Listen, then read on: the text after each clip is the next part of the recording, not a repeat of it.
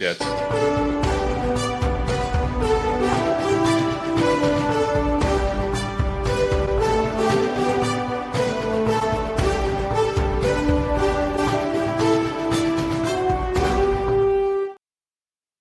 Welcome to the Operation Game Night podcast. Back and better than ever. And there's three of us here. And by three, I mean my co-hosts are here in the studio with me. He was bitten by a radioactive spider, and now he's got spider powers. It's Clayton Gable. How you doing, Clay? Hey, Travis. I am doing great. I'm excited to talk hero stuff today. Awesome.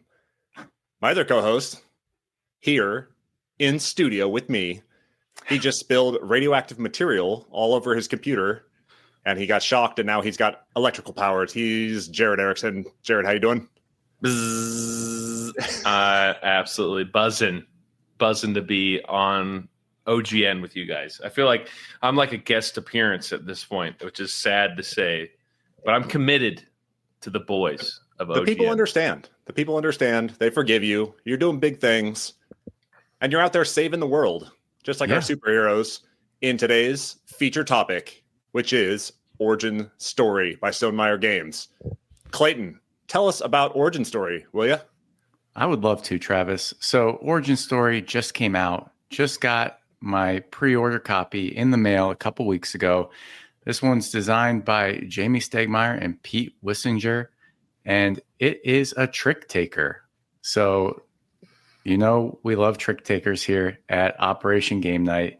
We love Stonemaier games generally, so this piqued the interest of the collective and especially my interest.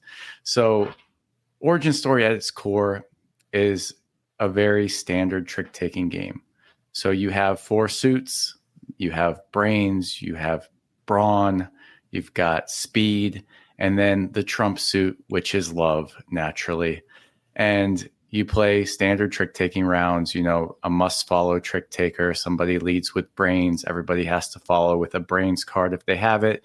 If not, they can play offsuit or trump. And that's, you know, the core trick-taking engine that fuels this thing. The game's played over 5 rounds, and at the end of the 5 rounds, the person with the most points wins.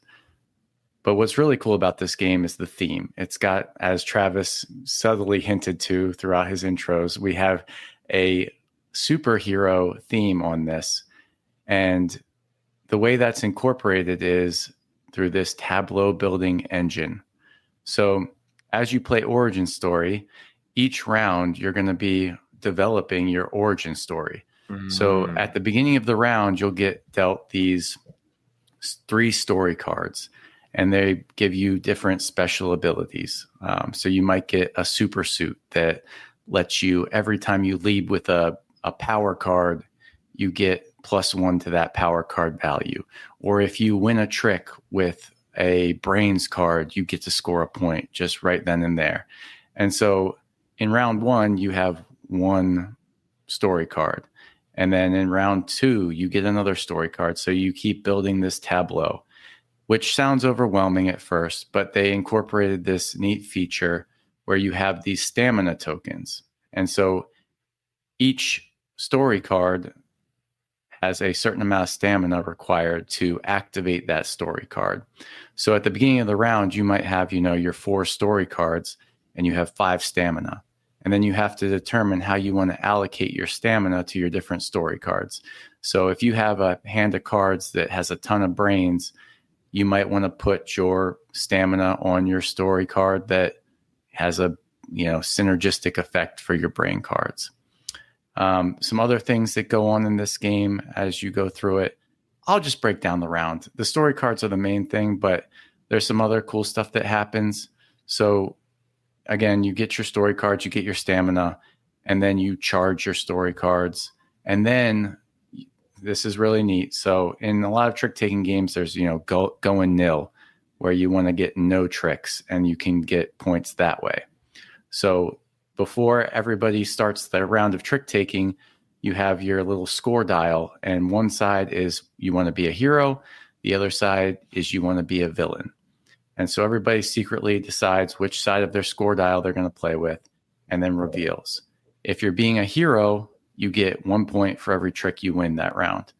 If you're a villain, you get 4 points if you don't win any tricks. And it's kind of cool because, in comic book and superhero lore, there are some people that, flirt back and forth depending on the movie or the comic book with whether they're a good guy or bad guy. And so you kind of have that same feeling as you go through the different rounds of origin story. If you got dealt a hand full of love, maybe this round you're feeling like you're going to just collect a bunch of tricks because you got the love and you're going to be able to trump everybody. In round 3, there's this one-off event that happens that just adds a unique rule for that specific round. And that's the only time that happens. Before the game starts, you get dealt 2 final form superheroes, and those only come into effect in round 5. So you can look at them in round 1 and kind of see what their abilities might be. But at the start of round 5 is when you actually have to pick one of those, and they have a when revealed effect. So you'll just have a way to score a bunch of points. Maybe it's mine was super interesting. Before the round started, I could create a trick out of my own cards. And for every card over 10 in that trick, I would score 3 points or something. So it's just a neat little feature before the final round that gives you a decision to make. So I said a lot. How's that sounding to you guys? A tableau building, trick taking game with a superhero theme. Sounds great. I'm here for it. I'm here for Stonemaier. I love comic books and I love superheroes. I have Age of Comics, which is about the golden age of comic book creation. So I'm here for this one. You mentioned you have the 2 heroes that have special abilities and special scoring criteria. Are those hidden goals? You can kind of play to one of them the whole time and then reveal it at the end? Or is it just for that last round they come in? You definitely would want to consider what those abilities might be throughout the rest of the game, because that can determine what type of story cards you collect throughout the game. I don't know that on a first play I would, tell somebody to focus really hard on looking at them at the beginning of round 1, because there's enough other stuff to consider that you're okay, I don't really even know what this means. But I think as you play the game more, it could be more interesting to kind of have those objectives towards round 5 that you start thinking about in round 1. And the story cards themselves, you have 3 of them in front of you. You're kind of building out your tableau as you go along. Those story cards, do they change how you play from round to round? Are they changing your specific rules? Are they giving you special abilities? Oh, big time. Nice. That's the whole game. Like I said, the base trick taking is so simple, and it has to be, because the way these story cards interfere and interrupt that normal trick taking flow is where the game really happens. So there's cards that, as soon as you put the stamina on them to charge, which you do before the round starts, it'll be you can draw 5 cards and then discard 5 cards. So ways to reshape your hand. And then there's the ones that happen in the middle of the trick. I think I had one that was called leadership. So if it was my turn to lead, if I just gave up my ability to lead that trick and told somebody else to, I could just score a point. So there's just all types of interesting different ways to score points, and find those story cards that work together. That I think if you like those type of combo tableau buildy type games and you like trick taking, this is really going to sing for you. I will say, for my taste, I know this about myself. I know I do not like keeping track of special abilities. And I knew this game was going to have a lot of special abilities. It just kind of brings me out of the experience when I have to try and remember every time this certain card's played, I have to remember to do this thing or that thing. And I generally prefer especially my trick taking games. We've been talking about no loose ends a lot lately. And I love the simplicity of that. It has the one thing that you do before the round starts that's kind of unique, and then the actual trick taking just flows nicely. This especially I can imagine at higher player counts, would get kind of, stuttered and stammered as people are activating their different abilities, and you don't really know what that person's ability is. Sure, you can, talk about it before the round starts, but it's going to be a lot. I played at 3 and it was fine. Like, it wasn't that hard to keep track of, but I mean, this plays up to 5, and I imagine at 4 and 5, it would be a bit chaotic, especially in those later rounds when each person has 4 story cards that they could potentially charge up, and you have your 4 story cards that you're trying to keep track of. So as you're playing a trick, it's like, I can't possibly calculate all the different ways this could go wrong if this person's ability activates and mine does. So it gets kind of chaotic in that way. And again, some people are going to like that. Some people love special abilities and that type of stuff. Not necessarily my jam, but I do like this game. I love the production of it. I love the theme. The art, you can take it or leave it. It's fine, but it's, the cards are really nice. The stamina tokens, your player board, like, literally is like a folded comic book. And like on the front, you see your superhero, and then you fold it open, and that's like your tableau where you build out your cards. So it's got a really nice production in a pretty small box, and I dug that. I also played it at 2. Oh yeah, Jared, what's up? Does each of your story cards have a position on the tableau, like, so you can't get them lost at least? Yeah, they do. So there's a spot for your story card from round 1, your story card from round 2, your story card from round 3. And again, I think it might have been unplayable for me if you got to do your story card abilities, all of them every time. But the fact that they make you only charge up like 2 or 3 of them at most before the round, it really like eases that burden a little bit, and you can kind of pick the ones that you are gravitating towards more. That is rad. 2 players. I will say, not generally a big fan of, playing games with, bots or whatever. And this does have a sidekicks variant that you can play with 2 players. And I actually found it pretty fun and really easy to operate. So with 2 players, you each have a sidekick, and essentially you just deal out 2 extra hands of cards. And each of your sidekicks has 2 face-up cards. And so when it's your sidekick's turn to play, you pick one of those 2 face-up cards to play. And so it adds another layer of strategy there, because you can see what the other person's sidekick might be able to follow with. And I thought it was a nice 2-player mode that I wasn't necessarily expecting to enjoy. That's awesome. Yeah. You find this like easier to manage than something like Marvel Champions, where you're constantly reading through the text and like trying to cross-reference cards and stuff. Oh yeah. Way easier. Nice. Way easier. I mean, like I said, I am very allergic to any type of having to remember things. So this will not be an issue for a lot of people, but I bring it up just because it's the one gripe I have with the game, which is the game. So I bought it knowing that like that was a feature of it, and it's either going to be why you love it, or like me, are like, it's a good game. I don't know if it's going to be the trick taker I pull out all the time, but I like it and I like having it. But yeah, that was gonna be my next question, is like, who is this made for? Like, Stonemaier doesn't often go down the trick taker lane. There's trick taking elements in some of their other games, but like, who is this made for?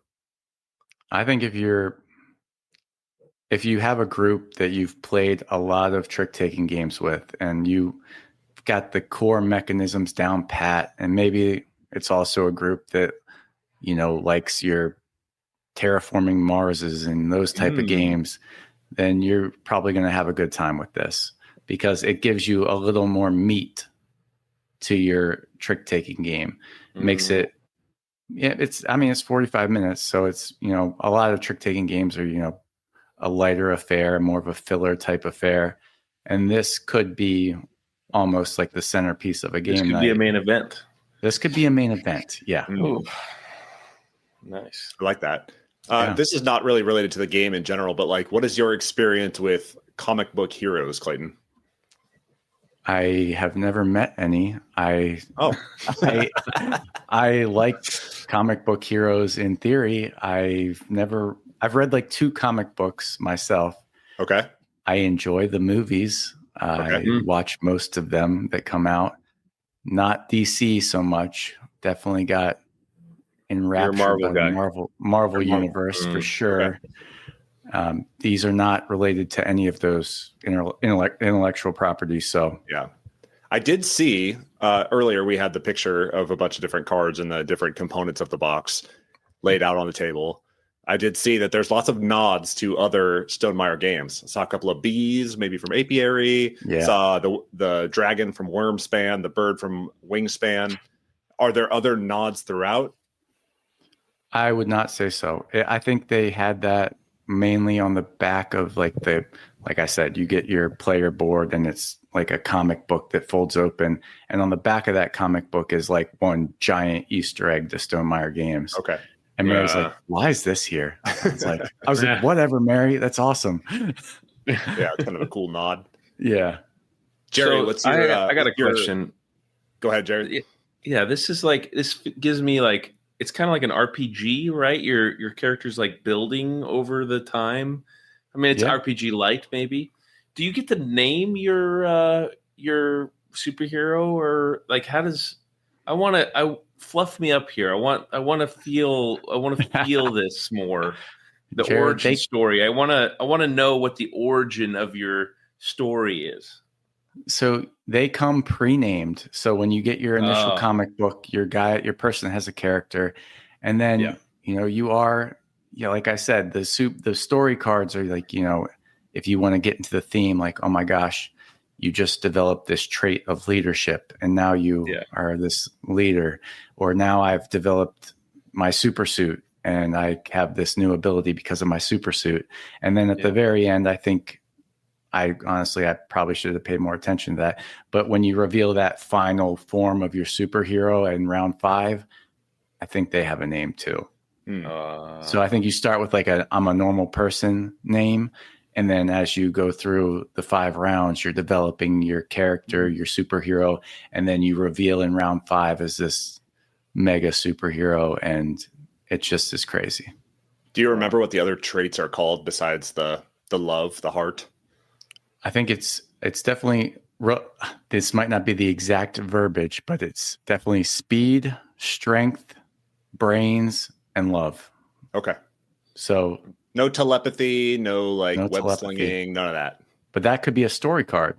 That's what I'm saying. This deck of story cards is thick. And they came up with, a lot of times in these trick-taking games, there's, some similar twists and tropes that they try and throw in that, crank on the formula a little bit, but this one has things I haven't seen before, like ideas to manipulate the trick taking formula that I haven't seen in those story cards. I think they're creative and cool. I don't love managing that many abilities.